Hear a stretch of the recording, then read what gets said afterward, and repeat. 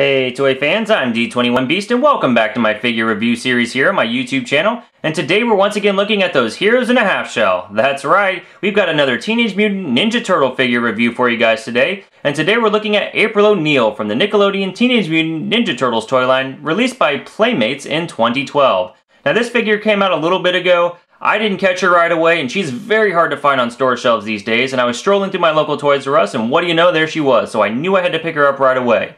Now, if you're not familiar with April O'Neil, and who isn't if you're a fan of the Turtles, but if you're not familiar with her, April O'Neil's had a lot of jobs in the Turtles' past. She's been a journalist, she's been a lab tech, a researcher, and in the most current incarnation of the Teenage Mutant Ninja Turtles, she's actually a high school student and goes to school with Casey Jones. Now, April in all the Turtles mythologies has been a human ally for the Turtles, and that holds true for the current version of the cartoon, so it's great to be able to get this figure and add her to our collection.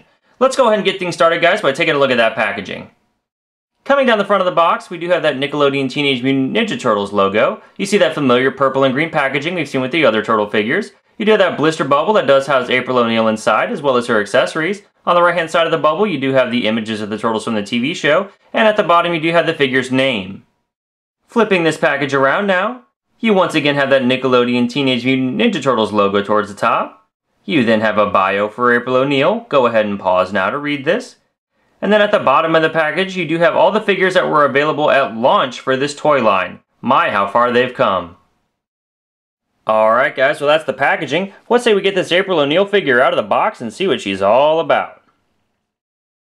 Alright toy fans, here we have April O'Neil out of the packaging, and this figure's got a nice amount of paint variation and some decent detail work and sculpting. As you take a look at the head sculpt here, you are going to see that she's got some nice sculpted hair there, and sculpted facial features, and her eyes have some nice paintwork on there. She's got her headband, and she's got a little ponytail. Now, that ponytail doesn't articulate at all, it just kind of stays sticking out in the back. There's no actual paint variation in the hair per se. Everything's pretty much a solid color, at least as far as the head sculpt's concerned. As we come down, you can see that she does have this sort of jersey top here that does have a bit of paint variation in it. And she's got the black sleeves. She's got paint on her wristbands, paint on her shorts. I've got a little bit of paint slap here on the cuff of the shorts, which is a bit unfortunate.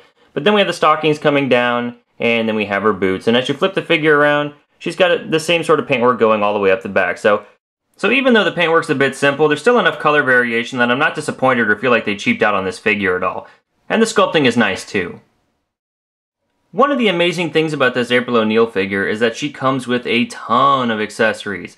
Her accessories actually come on a weapon tree, similar to what we saw with the 1980s, 1990s style Ninja Turtle figure, so that's a nice throwback for this figure. But because she has that weapon tree, she just has so many different accessories that you can use. The first ones we'll take a look at here are these smoke bombs, or these eggs. You might remember these from the early episodes of the Teenage Mutant Ninja Turtle show. She's got two of these. They're very small, and they're kind of hard to fit in her hand, to be honest. I don't know that it's really formed to hold the egg, but it's still cool that she has these as an accessory. Next up, we have these two shuriken.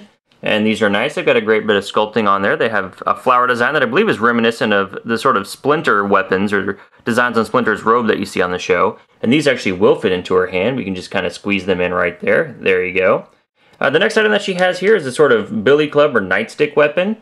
And this just easily goes inside her hand. You can position it any way you need to. And it's a little bit big, but it does stay, so that's nice. Next up, we have a boken or practice katana sword. It's just completely wood sculpt on the sword. No paintwork, but it looks pretty nice, and also it fits easily in April's hand. Just stick it in, there you go, she's able to hold that. And then she has this kendo stick, which again, a practice sword, and it's sculpted very nicely, no paintwork, fits easily into her hand. And then finally, she's got this bow staff. And this bow staff is actually a separate sculpt from the bow staff that we got with the Battleshell Donatello figure. So it is an accessory that's individual to April O'Neil. I don't have the first run of the Ninja Turtle figures for this series, so I don't know if this is the same sculpt that the original Donatello figure came with. But if it wasn't, then it's nice that April gets her own sculpt and her own individual bow staff, so that's pretty cool. The only thing I wish April would have come with that she doesn't have here is if you watch the TV series, you know that she's been training with sort of these steel knives, kind of reminiscent of what Melina or Katana, I'm getting confused now, forgive me guys, Katana uses in the Mortal Kombat series. That's sort of the weapon that April's adopted, and I'm guessing this figure doesn't have that weapon since she hadn't really picked that weapon out yet at the onset of the show. So the Playmates probably had no idea to even include that with the April figure. If we get any in the future, though, April figures that is, I'd like to see her include a steel-bladed fan as a weapon. I think that'd just be perfect. But otherwise, great set of accessories with this figure.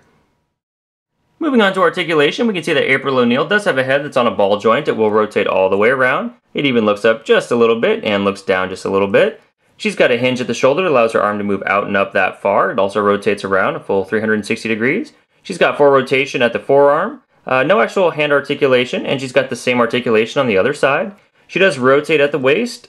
It's a little bit hindered due to the sculpt of the figure, but she will rotate just a little bit. She's got a hinge here at the hip that allows her leg to move forward that far, and only back to about standing position. However, she can move her leg out from the body about that far, and there's no other articulation as you come down the leg. So that's basically it, no foot articulation or anything like that. So she's a bit limited in that respect, but we kind of expect that with anybody who's not an actual Ninja Turtle in this toy line.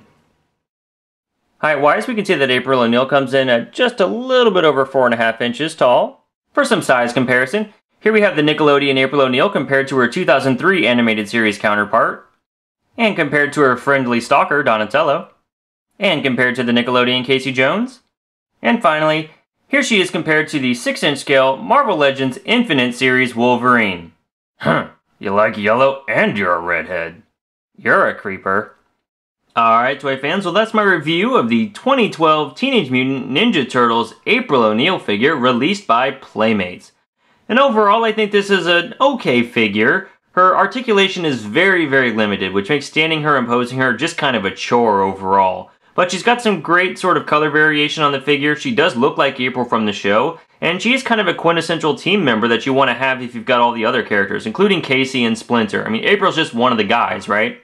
So to complete your collection, this is definitely a figure you want. Just don't go in with high expectations. She is kind of hard to find. I'm pretty sure she's just one per case, and a lot of scalpers are out there trying to get her before you do, so good luck on trying to find her. Well, that's my review, guys. Thank you so much for watching. Please feel free to rate, share, and subscribe. Also, be sure to hit me up on Twitter at D21Beast. Thanks for watching, and we'll see you next time. Cowabunga!